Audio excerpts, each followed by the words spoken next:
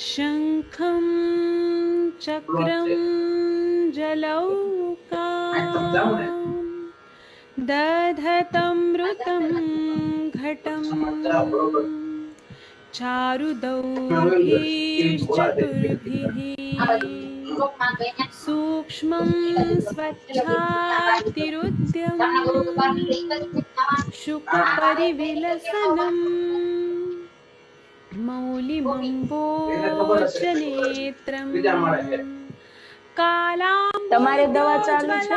તમને દવા લગ દેવાની છે ને? कटितटविलसश्च चारुपीताम्बराढ्यं वन्दे धन्वन्तरिं આ કેટલા દિવસની દવા છે? निखिलगदमिव 7 દિવસની. प्रौढदावाग्निलीलम् प्रौढदावाग्निलीलम्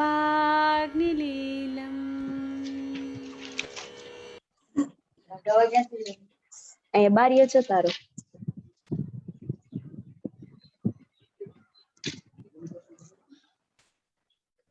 એને ઇચિંગ સ્ટાર્ટ થઈ ગયું. દવા પીવે છે ને તો અહીંયા आप सभी का स्वागत है इस सत्र में। प्लीज म्यूट कीजिए आप। ओके, यस, नमस्कार सभी को। कैसे हैं सभी लोग? डॉक्टर कनवल जी बहुत दिनों के बाद, after long. Doctor Anju, doctor पूजा,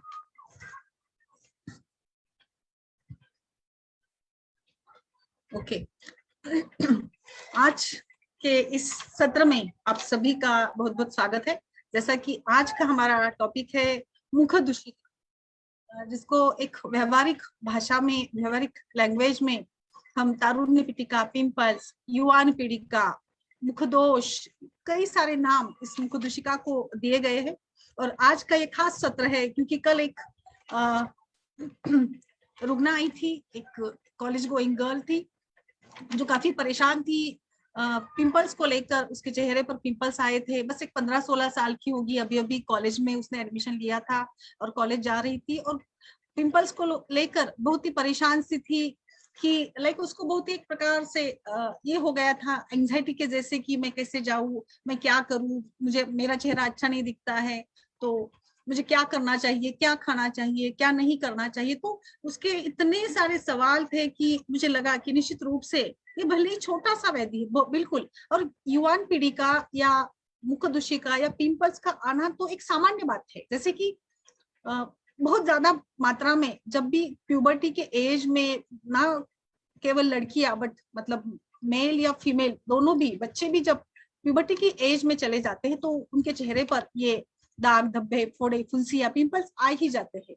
तो इस प्रकार से इसको लेकर इतनी चिंताग्रस्त होने की जरूरत नहीं भी है और है भी है। जैसे कि एक हम देखते हैं कि सौंदर्य का परिमापन पैरामीटर अगर देखते हैं तो सबसे ऊपर का जो क्रमांक है वो मिलता है हमारी त्वचा को, स्किन को, और दूसरा क्रमांक मिलता है बालों को, केश को। तो इस प्रकार से त्वचा यह एक स्वास्थ्य का बोधक है। त्वचा को देखकर ही हमें पता चलता है कि इस व्यक्ति का स्वास्थ्य कैसा है। किसी का चेहरा देखकर हमें, मतलब चेहरा अगर सुंदर हो, त्वचा अगर अच्छी हो तो हम कहते हैं कि नहीं नहीं ये तो अच्छी दिखती है। अच्छी दिखती है मतलब क्या है? अच्छी दिखना यानी केवल त्वचा अच्छा खूबसूरत होती है, त्वचा क्लीन है यानी आपका सभी स्वास्थ्य अच्छा है, बट है कई मायने में। अगर आयुर्वेद के परिप्रेक्ष्य में सोचेंगे, जैसे उस लड़की को देखकर मुझे लगा कि नहीं नहीं हमें तो इसके बारे में सोचना चाहिए, डिस्कस करना चाहिए, भले ही ये बहुत ही छोटा सा सामान्य सा व्याधि हो, जो कि आचार्य सुश्रुत ने इसकी गणना क्षुद्र रोग में की है। कुष्ठ के जो 2 प्रकार बताए हैं, महाकुष्ठ एवं क्षुद्र कुष्ठ। जैसे कुष्ठ व्याधि को हमने, सुश्रुत का कुष्ठ व्याधि हमने विस्तृत रूप से पढ़ा था, जिसमें हमने कई सारे प्रकार बताए थे, जैसे आचार्य चरक है, भाव प्रकाश है, कई सारे जो आचार्य है उन्होंने इसका क्लासिफिकेशन अलग अलग प्रकार से किया है। त्वचा विकार अलग अलग प्रकार से इसका वर्णन ग्रंथों में हमें मिलता है।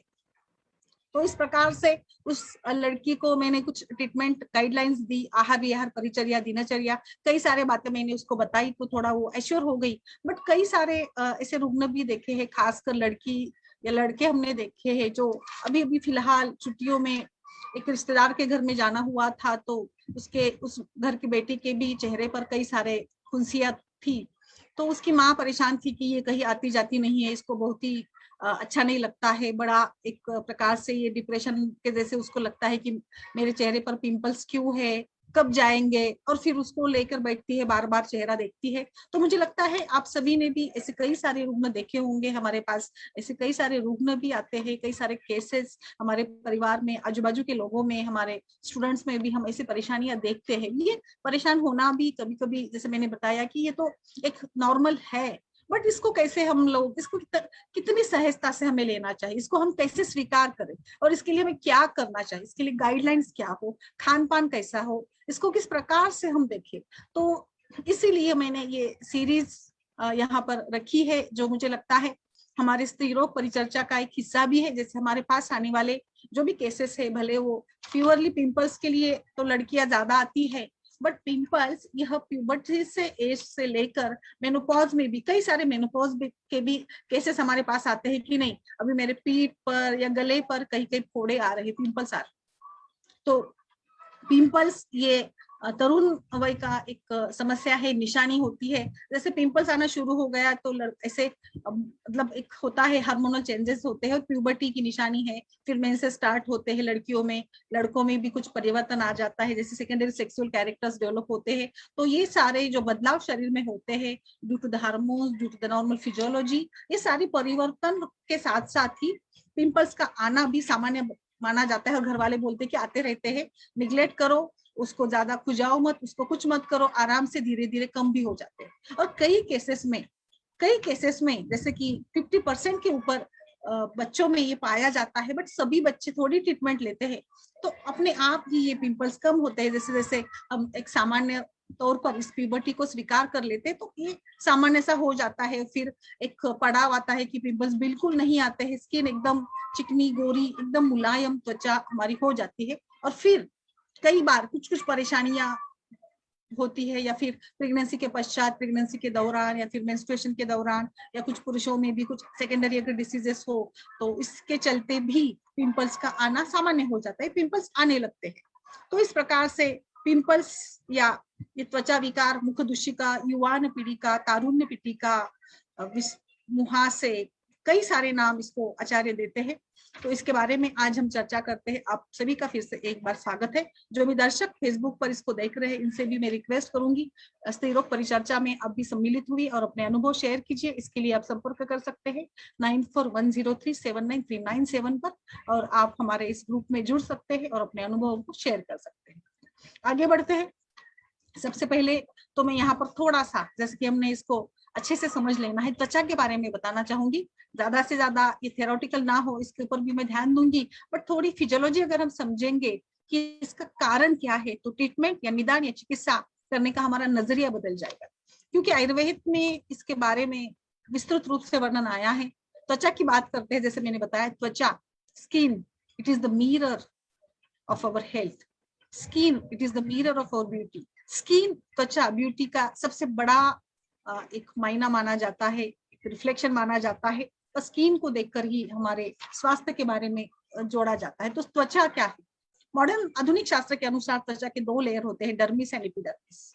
तो डर्मिस, एपिडर्मिस, और इस प्रकार से आयुर्वेद के परिप्रेक्ष्य में अगर त्वचा की रचना को अगर हम समझना चाहे तो त्वचा में स्थित दोष धातु मलों को हम समझेंगे, क्योंकि मॉडर्न के तो हिसाब से इसमें डर्मिस, एपिडर्मिस है, और या फिर सबक्यूटेनियस लेयर भी होता है, तो जिसके अंदर कई सारे टिश्यूज है, सेल्स है, सीबेसियस डक्ट्स है, स्वेट ग्लैंड्स है, अनेक सारे प्रकार के ग्लैंड्स, डक्ट्स इसमें होते हैं, जिसके पोर्स त्वचा में खुलते हैं।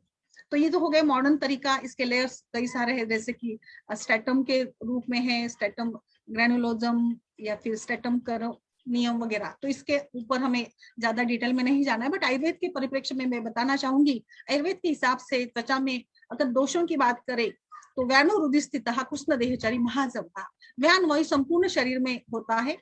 और व्यान की जो क्रिया है, स्वेद अश्रु श्रावण, तो स्वेद का स्राव या कहीं जख्म लग जाती है तो अचानक से ब्लड आ जाता है, कहीं भी चाकू छुरी लग जाती है घर में काम करते समय तो खून आने लगता है। तो ये खून क्यों आता है? क्योंकि व्यान वायु यह सार्वदेहिक लेवल पर कार्य करने वाला एक दोष का प्रकार बताया है, वात दोष का।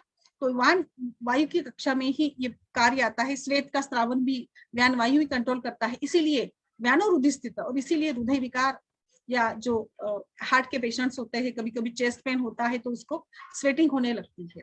तो बिल्कुल ये पेरिफेरल जो एक प्रकार का जो फंक्शन है, फिजियोलॉजी है, इसमें व्यान वायु ही रिस्पॉन्सिबल होता है, और इसीलिए हम इसको जोड़ सकते हैं, व्यान वायु का स्थान है। इसके साथ साथ पित्त दोष का जो भ्राजक पित्त है, भ्राजकम त्वकस्थम भ्राजनातकारी, भ्राजन करना यानी त्वचा की त्वचा की कांति, त्वचा का तजेला, त्वचा में जो भी सारा परिवर्तन होता है, जो भी हम लोग बाहर से लगाते हैं, क्रीम है, ऑयल है, कई तमाम सारे तेल आजकल अगर मार्केट में देखेंगे तो मुझे लगता है कि किराना दुकान में जाइए तो वहां पर भी पाउडर, तेल, शैम्पू, साबुन, ये क्रीम, विंटर क्रीम, लोशंस, ये वो इतना सारा भरा पड़ा है, इतने सारे प्रकार के कॉस्मेटिक्स मार्केट में अवेलेबल है कि ऐसे लगता है कि हम क्या कर रहे हैं, हम अपनी त्वचा को सजा रहे हैं। और इसीलिए जैसे मैंने अभी एक केस बताई ना, उस केस में ऐसे होता है कि फिर इस त्वचा को सजाने में हम लग जाते हैं, त्वचा को सजाते सजाते खान पान, फिर गलत प्रकार के कुछ कॉस्मेटिक्स, ये लगाओ वो लगाओ, जो फोड़े फुंसी आई उसको छुपाने के लिए कई तमाम सारे हम लोग प्रयोग करते रहते हैं। कोई बोलता है कॉर्फल लगाओ, कोई बोलता है नीम का पाउडर लगाओ, कोई बोलता है चंदन पाउडर लगाओ, कोई बोलता है घर का बेसन लगाओ। तो तमाम सारे प्रयोग करते करते करते त्वचा और ज्यादा बिगड़ जाती है। ऐसा भी एक अनुभव मिलता है कि बहुत ज्यादा कुछ कुछ करते रहते हैं, सोचते हैं। तो आगे हम बात करेंगे कि एक एक हिस्से के बारे में हम बात करेंगे, स्टेप वाइज हम जाएंगे। थोड़ा सा बस मैं फिजियोलॉजिकली कुछ बताना चाहूंगी। जैसे भ्राजक पित्त का स्थान ये बताया है त्वचा, तो भ्राजक पित्त हमें पता है परिणमन, परिवर्तन, ये पित्त का काम है। पित्त तेज गुण से बना है, इसीलिए जिस व्यक्ति के शरीर में तेज महाभूत की अधिकता है, उसके शरीर पर, उसके कांति पर ये तेज हमें दिखता है। एक प्रसन्नता, एक आभा, एक तेजस्विता इसके चेहरे पर, उसकी त्वचा पर हमें दिखती है। तो भ्राजक पित्त का काम है त्वचा की कांति को बरकरार रखना, परिणमन करना। तो ये परिणमन करने का काम भ्राजक पित्त करता है। इसी प्रकार से अगर कफ के बारे में बात करेंगे तो वैसे तो कफ का डायरेक्ट कोई प्रकार इसमें त्वचा में स्थित नहीं होता है, बट कफ दोष यह जैसे कफ के अगर स्थान देखेंगे, उरह कंठ शिरः क्लोम पर्वाणि अमाशय रसः मेदो घ्राणम च जीवाच कफस्य सुतराम रहा। तो कफ के स्थान सभी जगह है। संधियों में कफ होता है, कफ मुख में होता है, शरीर के अंदरूनी हिस्से में जहां पर भी कुछ इंपॉर्टेंट ऑर्गन्स है, वहां पर जहां पर भी हलचल गतिवाचक क्रिया होती है, वहां पर कफ दोष का स्थान बताया जाता है। तो क्योंकि कफ यह संरक्षण का काम करता है, कफ यह एक लेयर के रूप में काम करता है, इसलिए वायु की गति, वायु की चंचलता, वायु की रुक्षता को कम करने के लिए कफ दोष वहां पर होता ही है। इसीलिए देखिए आप उर स्थान में भी देखिए, उर स्थान में प्राण का, व्यान का स्थान है, वैसे ही अवलंबक कफ वहां पर होता है, क्योंकि ये सभी हृदय या फिर सभी जो महत्वपूर्ण अवयव है, फिर तकिया हो, लंग्स हो, they all are situated in the chest region, उर स्थान में ही होते हैं। और इनकी काम, इनकी क्रिया निरंतर चलती रहती है, निरंतर गतिमान ये क्रियाशील अवयव है। इसीलिए इनका पोषण, इनका नरिशमेंट अधिक अच्छे से अच्छा हो, इसीलिए वहां पर निसर्गतः naturally there is a layer of kapha dosha, avalambaka कफ का लेयर वहां पर होता है। इस प्रकार से त्वचा के बारे में हम बात करते हैं तो रसात स्तन्यम तथा रक्तम असृज कंडरासिना मांसात वसा, मांस का उपधातु के रूप में त्वचा का वर्णन आया है। मांस और त्वचा का बहुत ही गहरा संबंध।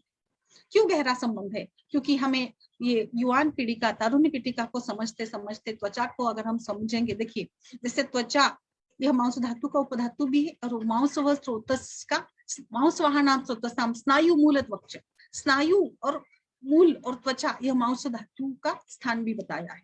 यानी मांस का उपधातु त्वचा है और मांस धातु, मांस व स्रोतस का स्थान भी त्वचा बताया। इस प्रकार से त्वचा मांस से संबंधित है। हमारे पूरे त्वक संवरण, शरीर को आवरित, आच्छादित, कवरिंग, लेपन, सभी प्रकार से आवरित करने का काम। अब सोचिए अगर हमारे शरीर के ऊपर त्वचा नहीं होती तो शरीर कैसे दिखता?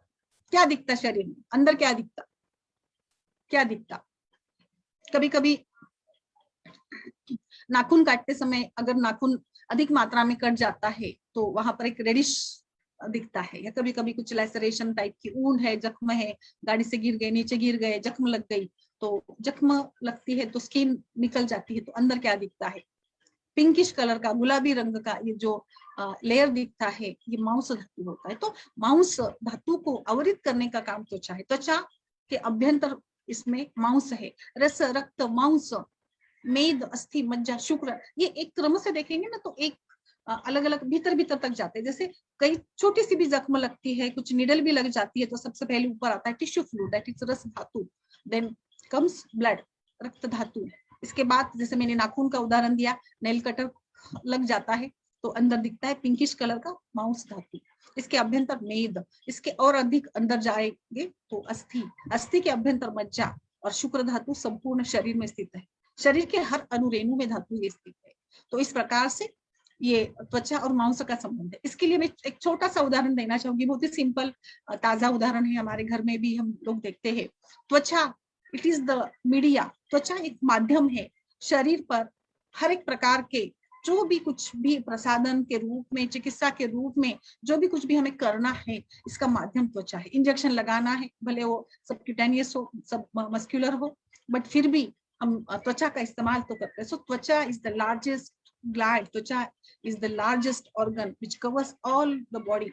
स्किन ये सबसे लार्जेस्ट एक प्रकार का ये है जो हमारे शरीर के हर एक हिस्से को कवर करती है। इसीलिए हम लोग जैसे हम लोग बार बार बोलते हैं कि बस चेहरे को देखते रहेगी क्या, कुछ बाकी शरीर के बारे में भी सोचेगी, बस क्रीम कॉस्मेटिक लगा लिया तो ब्यूटी आ गई।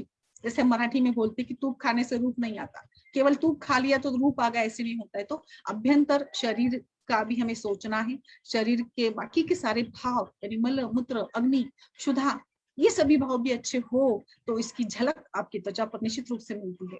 इस प्रकार से त्वचा एनाटॉमिकली मैंने थोड़ा सा बताया, फिजियोलॉजिकली मैं यहाँ पे बता रही थी त्वचा की क्रिया। अभी त्वचा के फंक्शंस आप सभी लोग जानते हैं, there are an number of functions performed by skin like secretion, absorption या फिर प्रोटेक्शन या फिर अनेक सारे, जैसे कि त्वचा यह विटामिन डी का परिवर्तन त्वचा में होता है, त्वचा में जो सूर्य किरण यहाँ पर त्वचा में प्राप्त होते हैं, इससे विटामिन डी बनने का काम भी होता है। तो अनेक सारे फंक्शंस है। सबसे इंपॉर्टेंट फंक्शन है परिममन, जो भी कुछ भी बाहर की जो भी सारे नेचुरल चेंजेस है इसको झेलने वाली कौन है, त्वचा है।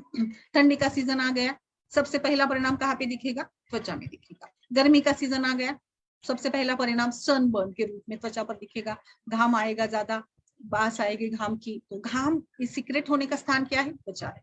ठंडी के दिन आते हैं, ठंडी बाहर ठंडी है, रुक्षता है, रुक्ष और शीत गुण है, तो इस रुक्षता का, इस शीतता का परिणाम सबसे ऊपर किस पे होगा। अभी ठंडी का सीजन शुरू हो गया है, हमें एहसास हो रहा है, हमारे ओठ सूख रहे हैं, हमारी स्किन की इलास्टिसिटी कम हो रही है, हमें ड्राइनेस महसूस हो रही है। हम बोलते कि नहीं अभी तो विंटर केयर लोशन लगाना ही पड़ेगा, बॉडी लोशन ज्यादा हम रगड़ रगड़ कर लगाते हैं, भरपूर मात्रा में बॉडी लोशन का इस्तेमाल हम करते हैं, क्योंकि अभी ठंडी के दिन शुरू हो गई तो हमारे त्वचा में बदलाव आना शुरू हो जाता है। पानी की अपन कम किया, इलास्टिसिटी कम हो गई। आप सोचिए, आप ज्वर से लेकर संधिवात तक, आप डिहाइड्रेशन, आप रस धातु से लेकर शुक्र धातु तक, सभी व्याधियों के बारे में सोचिए, और सभी व्याधियों में सबसे इंपॉर्टेंट परिणाम किस घटक पर होता है शरीर के। बाकी तो ठीक है, आई एग्री कि बाकी सिम्टम्स तो होंगे, संधिवात में जोड़ों का दर्द होगा, या फिर जैसे ज्वर में भी तापमान बढ़ेगा, अंगमर्द होगा, अरुचि, बेचैनी, तृष्णा, दाह या फिर अग्निमांद्य वगैरह सभी लक्षण मिलेंगे, बट सबका परिणाम हमारे त्वचा पर निश्चित रूप से होता है। आप ऑब्जर्व कीजिए, जैसे ज्वर में भी श्वेत का आना है, तापमान कहाँ पे दिखते हैं, त्वचा पर तो दिखते हैं। संधिवात है, आमवात का रुग्ण है, आमवात के रुग्ण में हम बेसिक आम पाचन करते हैं, फिर हम कुछ बस्ती पंचकर्म वगैरह कराते हैं। इसके साथ साथ हम संधियों को लगाने के लिए तेल देते हैं। एक छोटा उदाहरण, बहुत ही ये उदाहरण हमेशा से मुझे बहुत अच्छा पसंद आता है, क्योंकि हम तेल लगाने को बोलते हैं। तेल लगाने से क्या होता है, बाहर से तेल लगाते हैं, हम बोलते हैं कि नहीं अभी एजिंग है या फिर वातदोष का प्रकोप है, रुक्षता बढ़ गई है, तो इस रुक्षता को कम करने के लिए शरीर में स्नेहन किया जाता है, बाह्य स्नेहन हो या अभ्यंतर स्नेहन हो, इस प्रकार से हम स्नेहन कराते हैं। तो स्नेहन का इफेक्ट कहाँ पर होगा, त्वचा पर होता है। तो त्वचा इट इज द मीडिया, त्वचा पर तेल लगाने से हमारे शरीर का पोषण होगा, शरीर की स्निग्धता बढ़ जाएगी, जिसका एक इनडायरेक्ट इफेक्ट हमारे दोषों की स्थिति पर भी होता है। इस प्रकार से बच्चों को लीजिए, छोटा बच्चा घर में पैदा नहीं हुआ, आधा महीना, 1 महीना हो गया, तो हम बच्चों को मालिश करते। क्यों मालिश करते बताइए। ये तो ठीक है कि मांस, स्नायु, संधि, अस्थि, सिरा सभी को दृढ़ता देनी है। अभ्यंग नित्यम आचरित बताया, आयुर्वेद में अभ्यंग का, मर्दन का, स्नेहन का बहुत ही बड़ा महत्व है, बड़ा एक रोल बताया गया है। बट इसके साथ साथ आप थोड़ा सोचिए कि बच्चों को अभ्यंग या तेल मालिश कराने से क्या होता है। तो सबसे पहला परिणाम तो क्या होगा, मांस की पुष्टि होती है। इसीलिए बच्चों को मालिश करने से बच्चों का वजन बढ़ता है। इसीलिए 1 साल तक बच्चों को नहलाने के पहले मालिश करने की प्रथा है। और बड़े हो जाते हैं तो भी जब तक छोटे होते हैं तो ज्यादा हम लोग इसको जोर लगाकर अच्छे से मालिश कर कर इनको नहलाते हैं। अभ्यंग स्नान का भी वही महत्व है कि मांस धातु को बल मिले, मांस को पुष्टि मिले। जो भी सारे लोग एथलीट्स हो, जो कुश्ती पटु है, जो मुष्टि योद्धा है, एथलीट्स है, रेसलर है, उनको भी देखिए तो वो एक अलग अलग प्रकार का व्यायाम करते हैं। कोई भी व्यायाम हो या फिर कोई भी प्रकार का प्राणायाम हो, योगा हो, सूर्य स्नान हो, या कई कई जैसे जॉन्डिस आदि व्याधियों में भी बच्चों को या बड़ों को भी सूर्य की किरणों का अतप सेवन का ये बताया गया है। अतप सेवन करने को हम बोलते, क्यों बोलते हैं? तो सूर्य किरणों का प्रभाव हमारी त्वचा पर होता है, और त्वचा ही एक साधन है परिवर्तन का, परिणमन का एक क्षेत्र है, जहां पर कई सारे तमाम सारे जो भी क्रियाएं है, आप किसी को भी कुछ इसमें ऐड करना हो, बताना हो तो भी आप बताइए। आप सोचिए कि हर एक व्याधि में, हर एक स्रोत की दृष्टि में जो भी सारे व्याधि होते हैं, जैसे यहाँ पर हमने धातुसार भी पढ़ा है, तो धातुसार में भी हमने देखा कि रस धातु पीननम जीवनम लेपहा स्नेहो धारण पूर्ण, तो शुक्र धातु सारता। तो सबसे पहला लाइन कहीं पर भी देखिए, सौम्य सौम्य प्रेक्षण, तो व्यक्ति कैसे दिखता है? सौम्य दिखता है, सौम्य प्रेक्षण, एकदम दिखने में सौम्य होता है। क्यों? ये सौम्यता कहाँ देखते हैं? आंखों में सौम्यता देखते हैं हम, सबसे पहले सौम्यता देखते हैं त्वचा में देखते हैं। मृदु अंगाहा बलवंतः, ये मज्जासार के लिए है। तत्र स्निग्ध लक्षण मृदु प्रसन्न सूक्ष्म अल्प गंभीर लोमाहा रसधातु। कर्ण, कर्णाक्षी मुख जीवा, ये थोड़ा सा मुझे बोलने का मोह हो रहा है, थोड़ा सा विषयांतर भी हो रहा है शायद, तो ये यहाँ पर ये देखिए, मैं यहाँ पर आपको तारुण्य पिटिका के साथ साथ त्वचा का महत्व भी बताना चाहती हूँ, क्योंकि हर एक इसमें जो भी treatment, mode of line of treatment होती है, इसका माध्यम, इसकी मीडिया जो होता है त्वचा होता है। इसीलिए ये एक थोड़ा सा मैंने इसमें कुछ बताने का प्रयास किया था। तो अभी जो एक केस में बता रही थी कि इस केस में जो लड़की आती है वो अपने को सजाने में, अपने को संवरने में लग जाती है, अपने को छिपाती है, वो इसके अंदर मन में एक न्यूनगंड सा आ जाता है कि मुझे पिंपल्स आ रहे हैं और मेरे पिंपल्स अच्छे नहीं दिखते हैं, मेरा चेहरा धब्बा दिखता है, मेरी दोस्त का, मेरी बहन का तो चेहरा इतना गोरा सुंदर है, उसको तो एक भी पिंपल्स नहीं, बट मुझे क्यों पिंपल्स आ रहे? तो यहाँ पर मैं खास मैंने बताना चाहूंगी, चिंतनात् गुरु स्निग्धम अति चिंतनाम अति चिंतनात् रसवाहिनी दुष्यंती। रस वह स्रोत की दृष्टि का कारण है, चिंतानाम च अति चिंतनात्। तो एक एक करके हम हेतु की तरफ जा रहे हैं। हेतु कई सारे हेतु है, there are an number of हेतु, बहुत सारे हेतु है। जैसे बाल गिरने के, खालित्य पालित्य के इतने हेतु है कि हम ढूंढते रह जाते, पर हमें हेतु तो मिलता नहीं है। हर एक रूप में बोलता है कि मेरे बाल तो मतलब बढ़ते नहीं है, बाल गिरते हैं, हेयर फॉल की समस्या है। हर कोई बोलता है कि मेरी त्वचा रूखी है, बेजान है, त्वचा में चमक ही नहीं। ये सभी 90% औरतें हो या पुरुष हो, उनकी शिकायत होती है कि मेरा चेहरा अच्छा दिखता ही नहीं है, मेरे चेहरे में कुछ चमक ही नहीं है, तो क्या लगाऊं मैं, कौन सा क्रीम लगाऊं? सबसे बड़ा एक सवाल हमेशा मुझे रोज 1-2 लोग तो कम से कम पूछते हैं कि मैं त्वचा के लिए क्या इस्तेमाल करूं, और मैं चेहरे को क्या लगाऊं, और मैं बालों के लिए कौन सा तेल यूज करूं? तो इसका उत्तर भी आयुर्वेद में छिपा है। और कई लोग, हमारे नानी चाची को देखिए, उनके बाल अभी भी काले हैं, उनके ना बाल गिरते हैं, ना पकते हैं, ना उनके त्वचा को कभी उन्होंने कोई कॉस्मेटिक तमाम ये फलाना वाला SPF वाला कुछ सनस्क्रीन लोशन या कुछ बॉडी लोशन कुछ भी इस्तेमाल नहीं किया, फिर भी उनकी त्वचा में एक चमक है, झलक है, और उनके सामने हम मतलब बिल्कुल ये लगते हैं, फीके लगने लगते हैं। तो क्या कारण है? तो थोड़ा सा अभी हम हेतु की तरफ चलते हैं। हेतु की तरफ चलते समय जैसे मैंने बताया कि हम इसको डिवाइड करेंगे, आहारज हेतु, विहारज हेतु और मानसिक हेतु। तो सबसे पहले आहारज हेतु, जो लड़की मेरे पास कल आई थी वो वही बता रही थी, उसके आजकल तो हर फ्लैट सिस्टम में रहते या घर के बाजू में हर कॉर्नर पर कॉर्नर क्रंच है, वड़ा पाव है, पुनेरी वड़ा पाव, मुंबई वाला वड़ा पाव, यहाँ का समोसा, वहाँ का ये, वहाँ का ये सब। अब ज्यादातर बच्चे स्कूल के आने के बाद जो उनका इवनिंग स्नैक होता है, ये तमाम सारी चीजों का ही ये इवनिंग स्नैक का होता है। मुझे नहीं लगता है 10% भी बच्चे घर में जो रोटी सब्जी दाल चावल है इसको स्नैक्स के रूप में पसंद करते हैं। सबको ये कुछ ना कुछ चाहिए। वीकेंड पार्टीज है, बर्थडेज है, अभी तो बहाना ही चाहिए कि कुछ सेलिब्रेशन का, तो हर सेलिब्रेशन में तो यही सारे पदार्थों का इस्तेमाल किया जाता है। तो ये भी एक कारण है। बस कोल्ड ड्रिंक्स है, खान पान है, चिप्स है, चुरमुरे मुरमुरे वगैरह जो भी सारे ये स्नैक्स है, ये भी पदार्थ आहार हेतु की तरफ देखेंगे तो दिन में आप कभी भी लिखिए कि आपने क्या खाया है, कितनी मात्रा में आपने क्या पौष्टिक पदार्थों का सेवन किया है। आपके बच्चे ने टिफिन में क्या लिया था, एक सब्जी रोटी ली थी बस, और उसके बाद उसने दिन भर क्या खाया है, आपने इसको कितने पैसे दिए, फिर लंच ब्रेक में उसने क्या खाया है, फास्ट फूड कितना खाया है। तो रेशो बहुत ही ऊपर है, बहुत ज्यादा ऊपर है।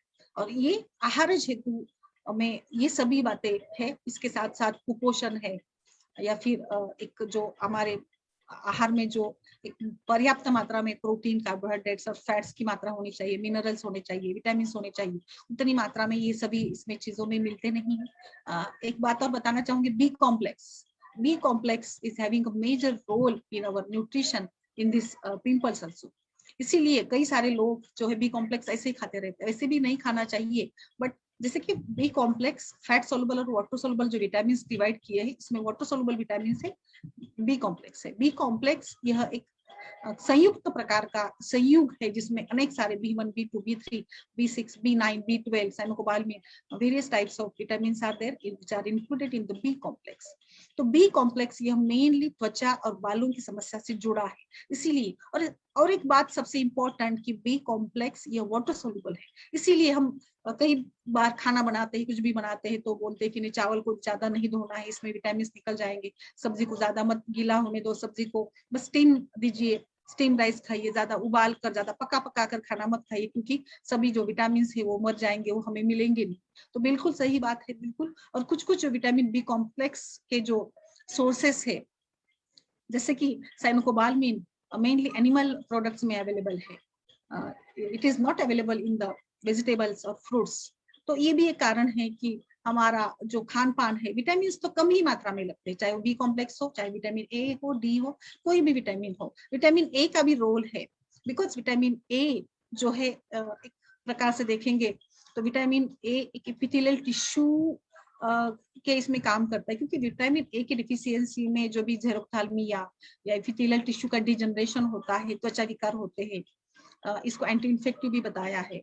तो ये त्वचा को भी नरिश करने का या त्वचा की लेयर्स को भी व्यवस्थित रखने का, अच्छा रखने का काम ये विटामिन करता है। Vitamin A is also important, B complex तो है ही, तो कई सारे न्यूट्रिशियस फूड जो जिसमें अधिक मात्रा, vitamin E is also important.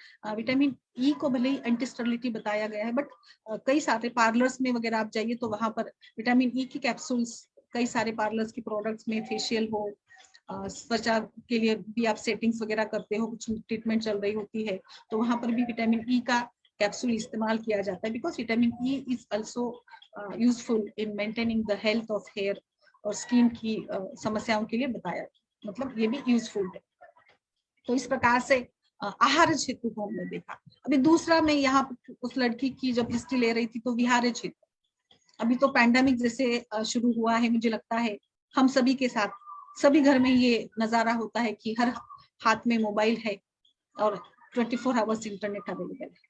ये सच में ये बहुत ही बड़ा कारण है, इसको अनदेखा नहीं करना है, ना तो अगले हमारी आयु तो कम हो ही जाएंगी और अगले 5 सालों में हमारा जो घर का माहौल है, हमारे सोशल जो माहौल बिगड़ जाएगा। बिल्कुल बातचीत नहीं, कुछ नहीं, बस मोबाइल देखना है, कुछ एक हम अपनी अंदर की सोच को, हम अंदर की ऊर्जा को ऐसी चीजों में लगा। मैं मोबाइल को नाम नहीं दूंगी, मतलब मोबाइल देखना ये गलत है ऐसा भी नहीं है, बट कितना उसका इस्तेमाल करना, क्या देखना, किस प्रकार से देखना। तो बिल्कुल ये फैंसी ट्रेड्स है, पॉर्न वीडियोस है, कुछ जो भी सारा मटेरियल मैटर, जोक्स है, थॉट्स या अलग अलग प्रकार के कुछ भी जो मोबाइल पर या इंटरनेट पर, कंप्यूटर पर, लैपटॉप पर जो भी सारे बच्चे इसको देखते हैं, इसको ये करते हैं, तो ये भी एक कारण है कि प्यूबर्टी के एज में जो भी सारा परिवर्तन हार्मोन्स की वजह से जो भी हमारे शरीर में परिवर्तन होता है, जैसे अट्रैक्शन होता है, सेकेंडरी सेक्स कैरेक्टर्स डेवलप होते हैं, अपोजिट सेक्स के प्रति अट्रैक्शन होता है, अलग अलग बदलाव है। तो इस प्रकार से ये सारे बदलाव के चलते कोई जो बच्चे होते हैं इसको बहुत सहजता से, सामान्यता से इसको स्वीकार कर लेते हैं, बट कई इसमें कुछ फिर गलत आदतें लग जाना, या फिर गलत सोचना, गलत देखना, ये भी एक कारण है। इससे हार्मोन इम्बैलेंस होता है, जैसे टेस्टोस्टेरोन हो या फिर एस्ट्रोजन प्रोजेस्टेरोन हो, इन सभी, जैसे कि फीमेल्स में देखेंगे तो एस्ट्रोजन और progesterone are the dramatical hormones, they have role, dramatic role in our life from puberty to menopause. और पुरुषों में भी तो एंडोपॉज है, पुरुषों में भी तो ये सारा टेस्टोस्टेरोन का खेल है। तो हार्मोन्स तो बिल्कुल ऐसे कुछ जो भी हम सोचते हैं, हम देखते हैं, इन सभी से मन के विकार बदलते हैं। लाइक मन में रजोगुण तमोगुण आ जाता है, जो कि फिर जाकर दोषों को भी बढ़ा देता है, दोष प्रकोपित हो जाते हैं। तो इसका मुख्य कारण हम धीरे धीरे अपने हेतुओं के साथ साथ हम आयुर्वेदीय संप्राप्ति की तरफ बढ़ रहे हैं कि दोष धातु मल किस प्रकार से इसमें इन्वॉल्व हो जाते हैं। तो ये विहारज हेतु में ये सब तो आ गया। फिर दूसरा, जैसे अभी हमने एक ग्रुप में केस हमारी डिस्कशन चल रहा था कि वेग धारण की समस्या है, मूत्र वेग धारण, जो बहुत सारे आज भी हमारे भारत देश में सही मायने में, ये ऑनलाइन इसमें मैं ओपन इसमें ज्यादा नहीं बोलूंगी, बट सही मायने में देखेंगे तो जो हमारे क्लीन स्वच्छता या फिर जो भी फैसिलिटीज हमारे लिए अवेलेबल है, चाहे वॉशरूम्स हो, चाहे जो भी स्त्री प्रसाधन गृह हो, तो बहुत ही कम अवेलेबल है, जिस एक बड़ी समस्या है। मैं मतलब केवल स्त्रियों के लिए नहीं बोलूंगी, पुरुषों के लिए भी, बट हमारे देश में ही यह समस्या है कि इसकी फ्रीक्वेंसी इतनी कम है, और फिर स्वच्छता और सुरक्षितता, ये सारे मुद्दे भी वहां पर आ जाते हैं। तो इनके चलते वेग धारण ये भी एक बड़ा हेतु बन जाता है। मलमूत्र का वेग धारण भी इसका एक कारण है। फिर विहारज में कई सारे वेग धारण हो गया। फिर जैसे मैंने मोबाइल का उदाहरण इसीलिए दिया कि इसका हेतु है रात्रि जागरण से। मुझे नहीं लगता आजकल के जमाने में कोई भी 12 के पहले सोता है। आप सोचिए 12 बजे आप हमारा साइकिल देखिए, दोषों का साइकिल देखिए, सवेरे दोषों की अवस्था, दोपहर में पित्त दोष, फिर सायंकाल में रक्त दोष, फिर से ये जो एक साइकिल है, और इसीलिए फिर सवेरे सवेरे नींद लग जाती है। मैं आगे प्रकृति के हिसाब से भी आपको बताऊंगी कि किस प्रकृति में, वात प्रकृति में, पित्त प्रकृति में, कफ प्रकृति में त्वचा कैसी होती है, इसका भी एक अलग सिस्टम है। क्योंकि हम ये बेसिक्स पढ़ रहे, तो हर एक व्यक्ति में लाइन ऑफ ट्रीटमेंट अलग होगी। सभी को आरोग्यवर्धिनी दे दी, सभी को दिया, सभी को कंचनार गुगुल दे दिया, सभी को ऐसे नहीं होगा। तो हम थोड़ा सा प्रकृति के हिसाब से भी हमारे दोषों की कंस्टिट्यूशन का भी प्रभाव हमारे त्वचा पर होता है निश्चित रूप से। जैसे मैं आगे बताऊंगी थोड़ा। तो विहारज हेतु की तरफ या विहारज हेतु की बात अगर हम करते हैं, तो इस विहारज हेतु में सबसे इंपॉर्टेंट मैंने बताया, नींद का बताया, नींद का है, सोचने का है, या फिर रात्रि जागरण का हेतु है। There are so many conditions, there are so many reasons. Familiar reason है, हेरिडेटरी भी थोड़ा सा होता है इसमें, लाइक हेरिडेटरी डायबिटीज या बाकी बड़े जो मेटाबॉलिक डिसऑर्डर्स है, इतनी मात्रा में नहीं, बट ये भी एक रीजन दिया गया है। हेरिडेटरी या फैमिलियर कुछ टेंडेंसीज भी होती है। हाँ, दूसरा भी मैं बताऊंगी, certain drugs are responsible for this yuan pedica and mucodushika and pimples also, like corticosteroids या फिर oral contraceptives। ये भी मैं बताऊंगी। थोड़ा सा बोलना नहीं चाहिए, बट मैं बोलूंगी इसके लिए, क्योंकि हमें इस माध्यम से थोड़ा सा जागरूकता भी करना, ये हमारा उद्देश्य है। रोगों का इलाज तो हम कर ही लेंगे, बट सही मायने में देखेंगे तो आजकल जो जिस प्रकार का वातावरण या पाश्चात्य जो एक ये है, उसका जो हम अंधानुकरण कर रहे हैं, इसको जो जिस प्रकार से हम आज ये ले रहे, तो इसके चलते भी लड़कियां भी, या मतलब अभी डायरेक्ट बोलना भी ठीक नहीं है, but still the use of the oral contraceptives are increased day by day. आज 21वीं सदी में इसका इतना इस्तेमाल ज्यादा हो रहा है, तो बस गलत तरीके से इसका इस्तेमाल हो रहा है। और वैसे भी देखा जाए तो एक बार हम इसका भी सेशन करेंगे कि किस प्रकार से हमें संतति नियमन जो भी साधन अवेलेबल है, इसका प्रयोग किस प्रकार से करना चाहिए, एंड विच आर कंफर्टेबल, इसके ऊपर भी हम कभी बात जरूर करेंगे।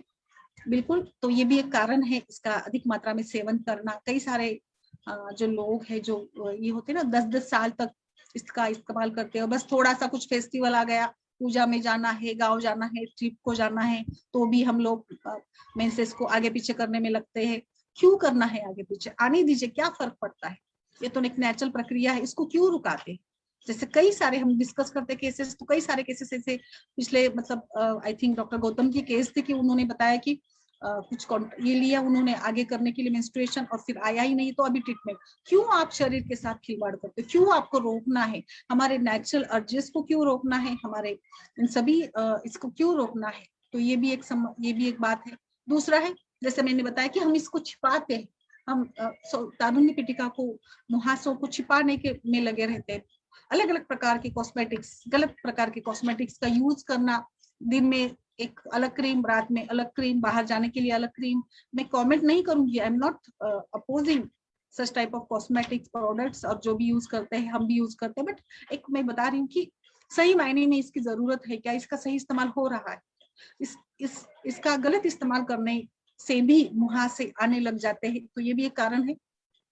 हार्मोनल चेंजेस जैसे मैंने बताया, फूड एलर्जीज का भी एक कारण है, फिर एंडोक्राइनल डिसऑर्डर ये भी एक कारण हो सकता है। एंजाइटी एंड स्ट्रेस अभी हम बात करेंगे थोड़ा सा, जैसे कि endocrine system and nervous system, these are the two systems which are physiologically मैं सब विचार करती हूँ जब सोचती हूँ, they are having such a beautiful role also, but they are having also worse role, like जो भी कुछ परिणाम होगा तो सबसे पहले एंडोक्राइन ग्लैंड पर भी होगा और नर्वस सिस्टम पर भी होगा।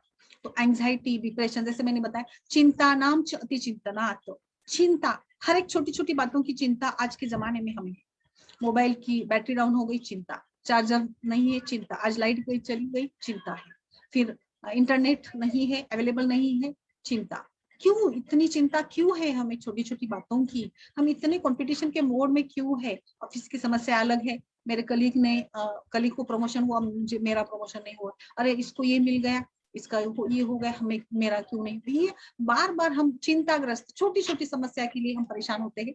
तो बिल्कुल stress is the most uttermost factor, बहुत ही बड़ा रोल है स्ट्रेस का हमारे स्वास्थ्य से, और खासकर त्वचा और बालों की समस्या से।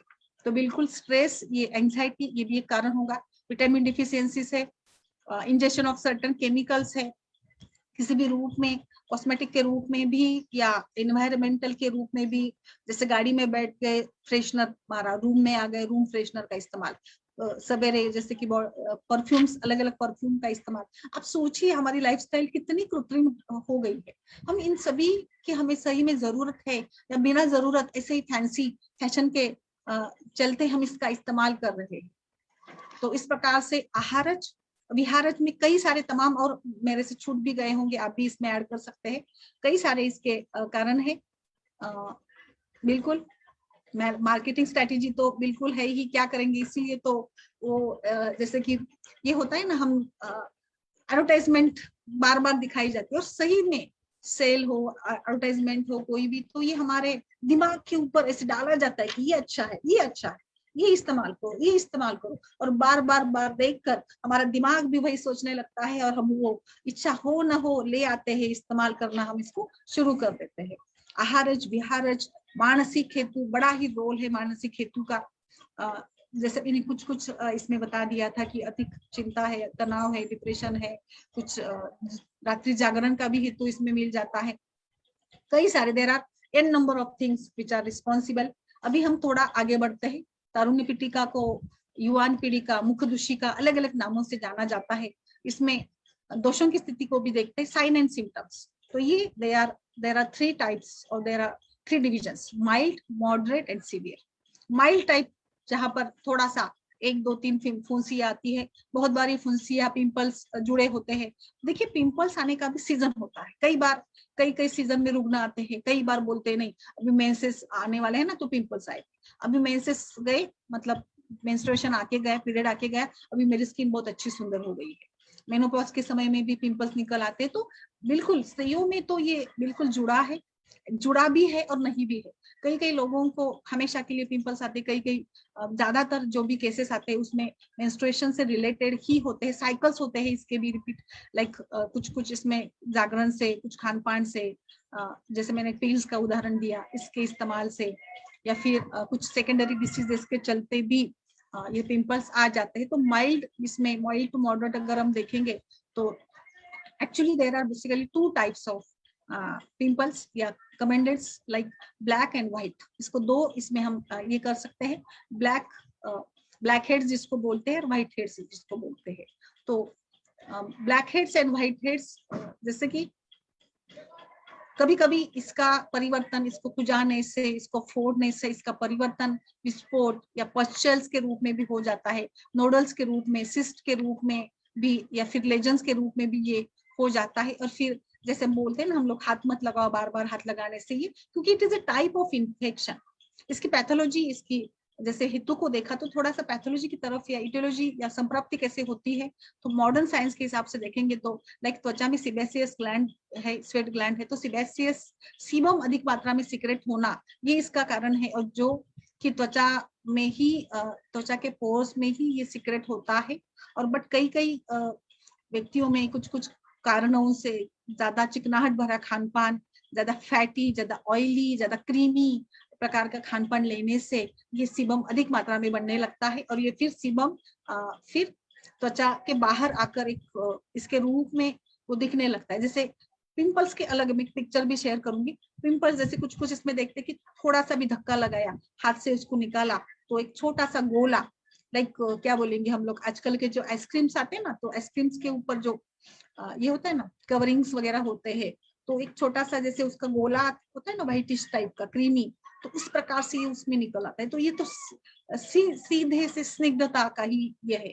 तो देखिए पिंपल्स ऐसा नहीं है कि ऑयली स्किन में ही पिंपल्स आते हैं, ड्राई स्किन में भी आते हैं, अलग अलग इसके प्रकार है। बेसिकली उसके 2 प्रकार बताए गए हैं।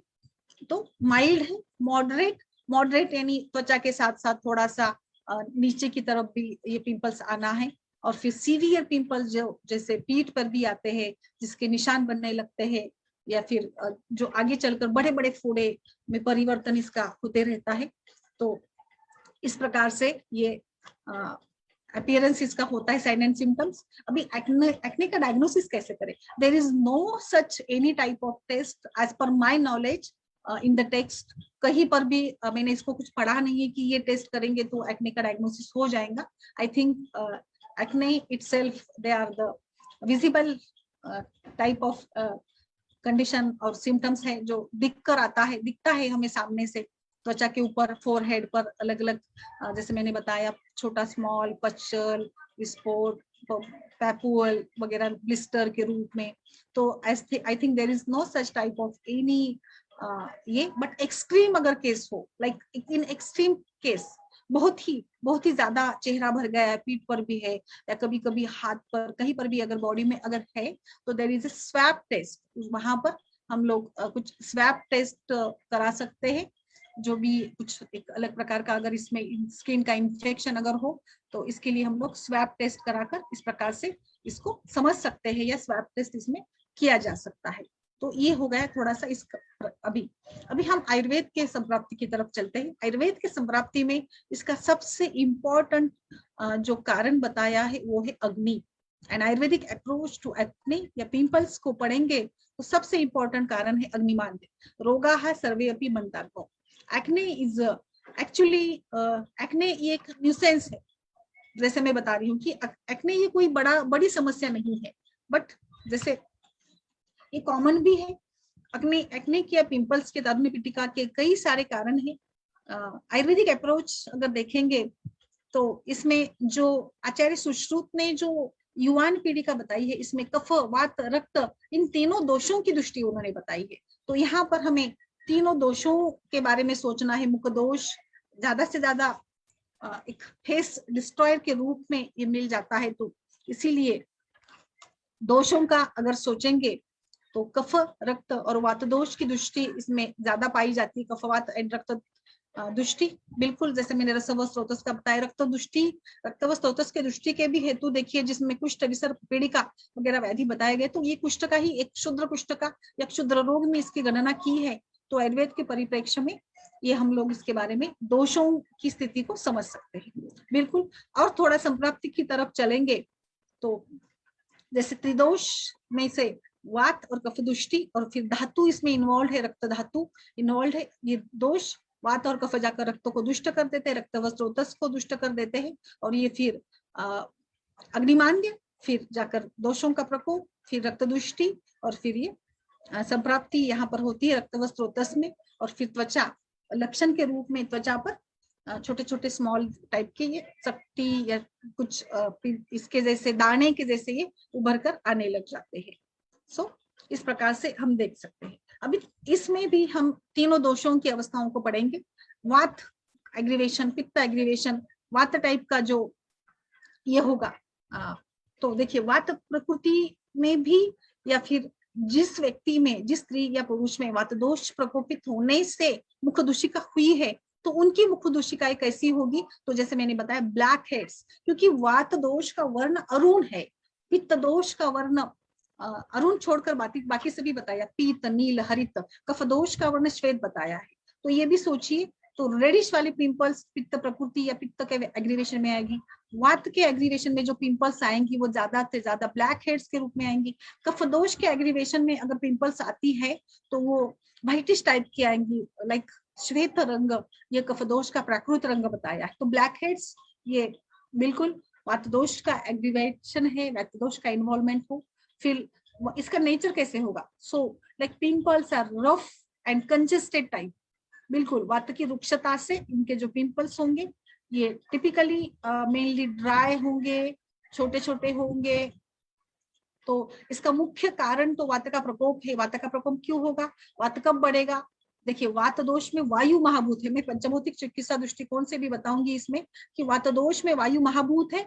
तो इसका अपोजिट हमें सोचना है कि जैसे जल महाभूत की कमी है, जल महाभूत की कमी यानी हाइड्रेशन प्रॉपर नहीं होता है, क्योंकि त्वचा का पोषण जैसे रस धातु रक्त धातु से होता है, बिल्कुल रस रक्त मांस, और मांस का उपधातु त्वचा, तो रस रक्त धातु अच्छे होंगे तो मांस का पोषण अच्छा होगा, तो त्वचा का निर्माण भी अच्छा होगा। आयुर्वेद में त्वचा को लाइक बताया, त्वचा की उत्पत्ति बताइए ना, लाइक जैसे दूध के ऊपर साई आती है ना, साई क्या बोलते हैं आप उसको, लेयर, साड़ी बोलते हैं, तो इस साई जैसे आती है वैसे ही त्वचा का निर्माण हमारे शरीर में हो जाता है। तो इस प्रकार से हमें दोषों के हिसाब से भी हम सोचेंगे जरूर। तो बस आज के लिए मुझे लगता है हमने निदान, संप्राप्ति, हेतु को समझ लिया है। आगे कल के इसमें हम विविध प्रकृति के हिसाब से किस प्रकार से तारुण्य पीठिकाएं आती है ये पढ़ेंगे, किस प्रकार से उसकी केयर टेकिंग हमें करनी है, और फिर ट्रीटमेंट की तरफ हम जाएंगे। तो आज के लिए यहाँ पर सभी जो भी वैद्य है यहाँ फिर से एक बार नमस्कार। उषा जी नमस्कार, बहुत दिनों के बाद। कनवल जी बताइए कुछ केस हो तो। नमस्कार, कैमरा ओपन कीजिए, बहुत दिन हो गए आपको देखे। नमस्कार, कैसे हैं? दिवाली ठीक रही मैम, बढ़िया। कैसे है उषा जी, स्मार्ट लग रहे हैं, दिवाली फ्रेश हो गई। अभी क्या हमारा न्यू ईयर रहता है ना, तो बिजी रहते हैं थोड़ा। अच्छा अच्छा, क्या है अभी? न्यू ईयर पड़ता है ना, गुजरात और राजस्थान का न्यू ईयर पड़ता है। न्यू ईयर अच्छा अच्छा, नया साल, नया साल अभी नया साल। हाँ, ओके ओके, दिवाली के नेक्स्ट डे। हाँ वो तो हाँ हाँ हाँ बिल्कुल, पाड़वा। अच्छा अच्छा, ठीक है ठीक है। यहाँ पर भी तो मतलब वैसे तो मराठी में हमारे हिंदू संस्कृति के हिसाब से तो ऐसे ही होता है। बिल्कुल बिल्कुल, बताइए बताइए। नहीं बहुत अच्छा आपने आपने सभी इंक्लूड कर ही दिया है मैम, बहुत अच्छे से बताया आपने। और अब इसमें ये भी हम बोलते हैं मैम के नॉर्मल 5 प्रकार का जो बोलते हैं ना कि normal, dry, oil and mix रहता है, और सेंसिटिव, जो नॉर्मल पीपल भी अच्छे से जान सके। तो आपने बहुत अच्छे से डीप में ही बताया, तो बोलने का कुछ ऐसा रहा ही नहीं है। हाँ, तो वो, और दूसरा कॉन्स्टिट्यूशन भी इसमें बहुत ही अच्छा काम रहता है कि जो हाँ बहुत अच्छा बताया। हाँ, जो बड़ा कारण है तो कॉन्स्टिपेशन, हाँ बहुत बड़ा कारण। छोटे पिंपल निकलते हैं और तुरंत वो चले जाते हैं 1-2 दिन के अंदर, तो उसको नॉर्मल माना जाता है कि चलो ठीक है, कोई डस्ट के कारण कैसे हो सकता है। मगर जब बार बार एक ही बार वो बार बार रिपीट होता है, तो पहले इंटरनल प्रॉब्लम ही करके कॉन्स्टिपेशन पर पहले ध्यान रखना चाहिए कि अपान वायु को ठीक करना चाहिए। ये सबसे मेन है। और दूसरा तो आप कल ट्रीटमेंट का बताएंगे, तो उस टाइम ही हम पूरा अच्छे से लेंगे कि उसमें ट्रीटमेंट क्या करनी चाहिए, खान पान। और आजकल के बच्चे ज्यादातर तो खान पान में ही सबसे ज्यादा प्रॉब्लम रहता है कि गलत खान पान, आहार विहार, लेट नाइट जगना, तो उसके कारण भी त्वचा रुक्ष हो जाती है, और खाने के कारण उनका कॉन्स्टिपेशन भी रहता है। तो और हार्मोन इम्बैलेंस रहता है, जो मेन लड़कियों के लिए भी बहुत ये वर्क करता है, तो ये भी मेन है। और इसमें कल आप ट्रीटमेंट में बताएंगे, मैं भी उसमें आपको हाँ ऐड करिए, बिल्कुल बिल्कुल। श्योर श्योर मैम, क्योंकि Yes, yes. ये मेरा बहुत अच्छा पॉइंट आपने आज चॉइस किया, इसलिए मैं ज्वाइन हुई, आज मैं पक्का ज्वाइन करती हूँ। इंटरेस्टिंग है, ये कॉमन है बट ये बड़ी हाँ समस्या भी है। इंटरेस्टिंग, और मैम बहुत अच्छा मैं रिजल्ट लेती हूँ इसके अंदर, बहुत ही अच्छा। तो मैं आपको अच्छा, ट्रीटमेंट में भी हाँ, क्योंकि मेरा हेयर एंड स्किन का तो मेन है इस हाँ मेन है स्पेशलिटी। आपका ये। हाँ तो बहुत ही अच्छा है, बाकी का कल बताएंगे अच्छे से मैम। हाँ बिल्कुल बिल्कुल। डॉक्टर अंजू, डॉक्टर राजकुमार, रवि कुमार सर नमस्कार, बहुत दिनों के बाद। डॉक्टर सत्याबन नायक सर जी, आप पहली बार आए शायद, नमस्कार। जो doctor Jyoti Pal, doctor Kailash sir, doctor Bhavani Shankar, doctor Ravi Kumar Singh, सभी जो भी वैद्य, नमस्कार सर, कैसे हैं? जी बढ़िया हूँ मैडम, काफी देर में जुड़ा, मैं एक्चुअली जर्नी में हूँ, ट्रैवल कर रहा हूँ। अच्छा अच्छा, ठीक है ठीक है ठीक है। तो मैंने कहा कम से कम सुनने से ही कुछ ना कुछ दिमाग में तो घुसेगा ही। अरे ऐसा कुछ नहीं, आपको तो सब आता है। नहीं ऐसा नहीं है। यहाँ आने के बाद बहुत फर्क पड़ा है आयुष दर्पण पे। यस यस बिल्कुल। जी जी। डॉक्टर अंजू, कुछ केस हो तो बताइए, फिर आज के लिए रुके। नमस्कार सभी को और आभार सभी का, फिर कल केस में हम आगे बढ़ेंगे, ठीक है? नमस्कार उषा जी, हम आगे बढ़ेंगे, ठीक है?